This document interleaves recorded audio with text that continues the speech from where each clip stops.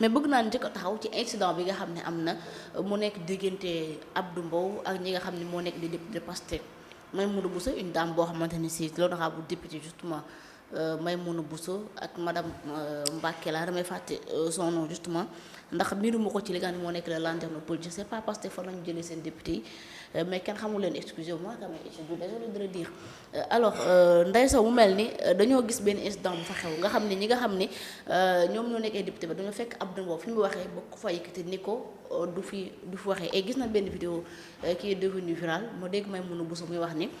Abdou Mbow dañ ko war a sortir de l'Assemblée après aussi itam def na benn mea culpa di jégalu ci am jàpp ni justement li nit ñi di wax ak li nga xamante ni si am na bokkul mais balaa mea culpa bi bëgg naa nga taxaw ci li xew biir Assemblée bu incident bi est-ce que vraiment lii di xew ci ay image honoré na li nga xam ne moo nekk l'image du Sénégal.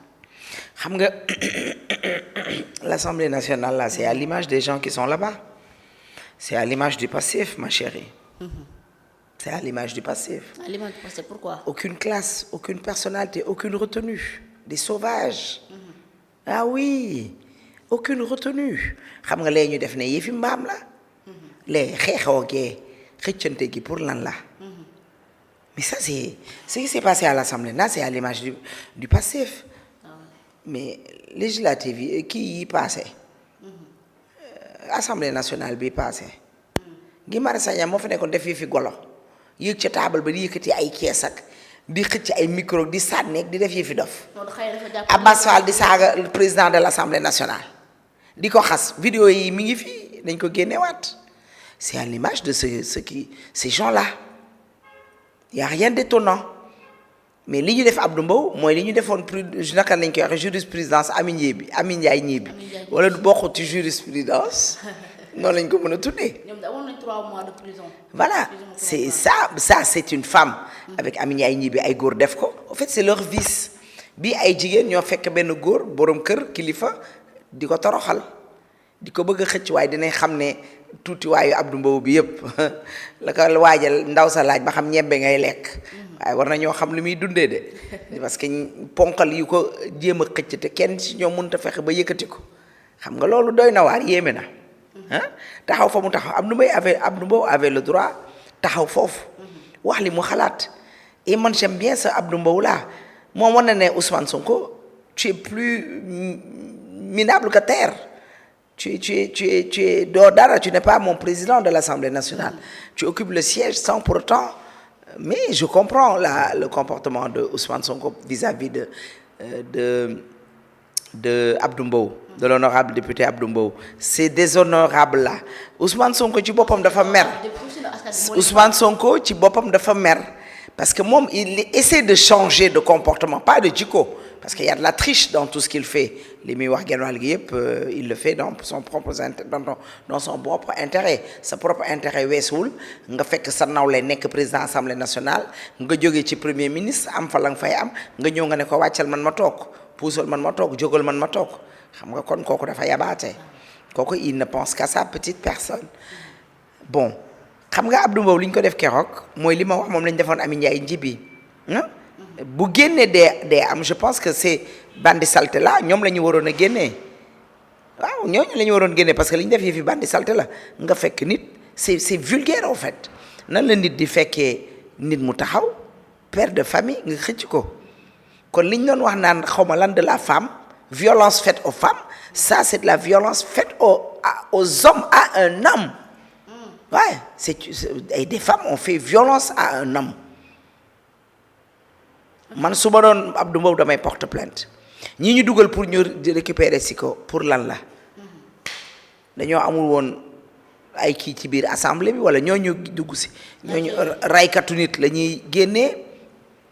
ay ñuy def ay bombe atomique la ñuy génnee ñuy def lu bon la ñuy génnee mais pas benn Abdou Mbow pas benn Abdou Mbow mais li am démb c'est bëxi démb c'est vraiment regrettable c'est dégoûtant kenn bañul assemblée mu am yenn yi mais Abdou Mbow avait le droit de s'exprimer je pense qu'on pouvait régler ça d'une autre façon et j'ai vu un Ousmane Sonko bu mere ñi mu àndal bu mere ay député li tax Maïmouna Bousso def vidéo bi nee na leen dem leen toog ngeen bàyyi maa ngi koy lijjanti comme que moom lijjanteem aussi beneen façon force la mooy le fait que mu woo force de l'ordre yi ñu dugg si ah je pense que seen jikko la c'est toujours dans ça te fu ñu julli ñi ngi ñaan yàlla yàlla jëlee leen fi ci kaw jàmm ak salaam ba ñu gisaat l'assemblée de l'autre d'autrefois gis assemblée d'autrefois quoi assemblée bi nga xam ne c'était la discipline assemblée du ñàkk ay xeex mais ci lu ko jar waaw nit day am personnalité te ñaanoo yàlla xanaa nekk ci assemblée boo xam ne wala ngay diriger assemblée boo xam ne nit ñi dañuy xeexoo c'est vraiment regrettable li xew noonu c'est vraiment dégoûtant des femmes yu fekk benn père de famille di ko jéem a xëcc pour génne ko Maïmouna dimbale ñu ci sa baalu yi tu es fausse sa baalu yi gëmoo ko tu devais réfléchir avant de faire da nga waroon a jiital sa xel bi avant ngay jiital sa xol bi mais sa xol bi nga jiital ak le vouloir plaire moom nga jiital moo tax nga fekk Ousmane Sonko. Pourquoi plaire à Ousmane Sonko parce que ils sont toujours dans ça ils sont toujours dans le vouloir plaire à Ousmane Sonko ba moo leen épuisé xam nga ndaw soosu ñu naan madame Mbacké kooku titre madame Mbacké sax mérité wu ko su ma doon sa jëkkër keroog ba nga ñibbee dama lay may ba dama lay fase nga daanu detteelu mag du daanu buñ sa ndigg dammee ba sa bassin damm say tànk damm say loxo damm lan ngay wax ab mbow laa doon xëccanteel ma daanu ma detteelu na dem hôpital il faut mu dem hôpital xool parce que daanu boobu bu mu ko xeeb mag du daanu xam nga yenn âge yi boo ko demee ba am ko sa yax yi day maq xaw ma maq la ñuy wax xaw ma di joxe non mais moom du mag yooyu xam naa yaa ko war a mag loolu la ñuy ñaan yàlla quand même doon mag gudd fan fekkee ak tal quand même dem ba sut fan suñu waajur yi quand même ci yooyu la ñuy ñaan yàlla mais sant yàlla rek mais xam naa ne daal mag du daanu war na dem xoolaat boppam seet boppam xool santeem li mu ko dal bërki démb gàcce gi mu ko dal bërki démb daanu madame Mbacké gàcce gi la dal démb daanu ci biir assemblée bi mais ñi ngi sant suñu député yi tamit ku mel ne madame Fama madame Mbacké aussi c'est une madame Mbacké elle aussi ñi ngi lay sant bu gërëm bu baax a baax Adja Fama Ndiaye honorable député nga xam ne gis nañ mu taxawu Abdou wax dëgg yàlla ndax bu ñëpp defoon ni moom rek je pense que Abdou du wéet ci xeex bi seen naa aussi l'honorable député monsieur Diallo moom tamit seen nañ ko foofu mu jàppale ko mais alhamdulilah mais mea culpa bi may mën a bu soo def est-ce que tamit jàppale peut-être jumte la jéggulu na mais man li ma taxaw a jaaxal mooy que ni moom dafa doon dem ngir wax ak Abdou ci njëkk rek pour mu bañ a nekk foofu noonu mais nee na daal li ñu jàpp ak li nga xamante ni si mu am bokkul. moom nee na dafa demoon rek di ko ñaan njëkk daal. waaw mu ko ñaanee njëkk ba mu bañ dafa waroon dem yoonam jarul woon mu koy jàpp. jarul woon mu koy jàpp bi mu ko ñaanee njëkk nangul na dem toog place am Abdou Mbow lu tudd moom Maïmouna Bousso la tudd c'est tout ku nekk sa tur ak sa sant nga lay ñuy wuyoo. bien sûr. yoonam nekku ci woon ni yeneen jigéen ñi toogee maanu toog moom noonu la waroon a maanoo toog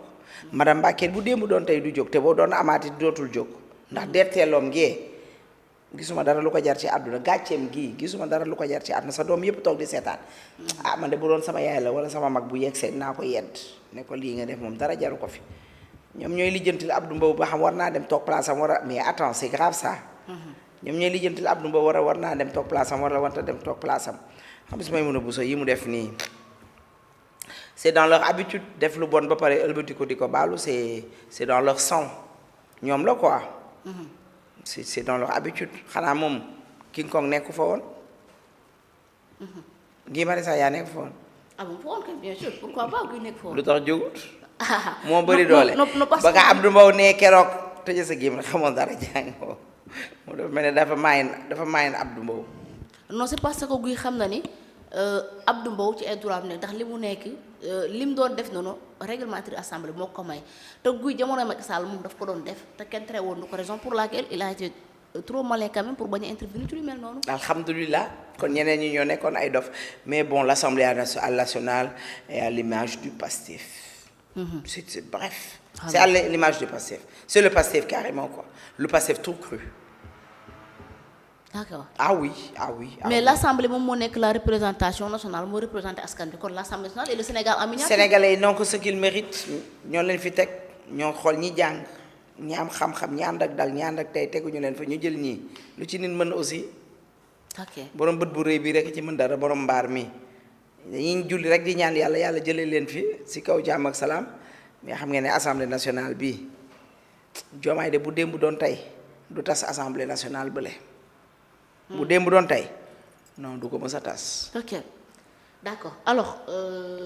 dafa am loo